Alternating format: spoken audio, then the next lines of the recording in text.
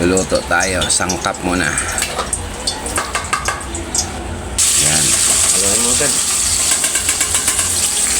Yan ang sangkap. Konting halo-halo. Palabas natin yung aroma. Okay, unang gata. Ayan na. Duslakin na natin yung gata para lumabas. Parang magabnaw pala. Ayan, yun ang unang gata. Andahan. Tapos, yan na, lagay natin yung tilapia. Yun, oh. Ayan. Ikamada mo lang para ka nagkamada ng ng sako. Apat na siguro, eh. Yan. Okay na? O lahat na kasi. Para mas maganda yung kamada siya para lahat ng gata. Ulo mo na to. Sige, okay na yun. Yan, takip. Hop. Kumulo na. Lagay natin ang pangalawang gata.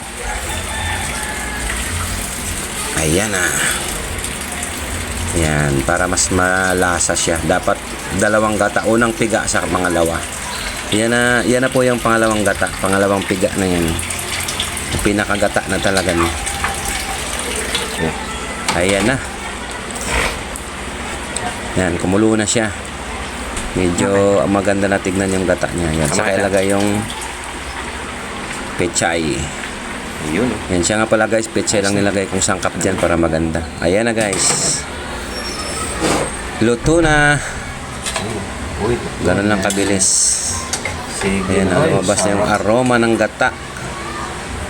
Ayan na. Ganda guys ng kulay ng gata, oh. Hindi siya puti. Sabihin, pag parang kulay gatas pa yung gata niya, hindi pa siya masyadong pumulo nun. Dapat ganyan.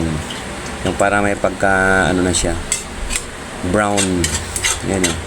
Yan yung lumabas yung tunay na gata. Ayan na. Ayan na. Yan guys, oh. Ang ganda ng itsura. Kain na na.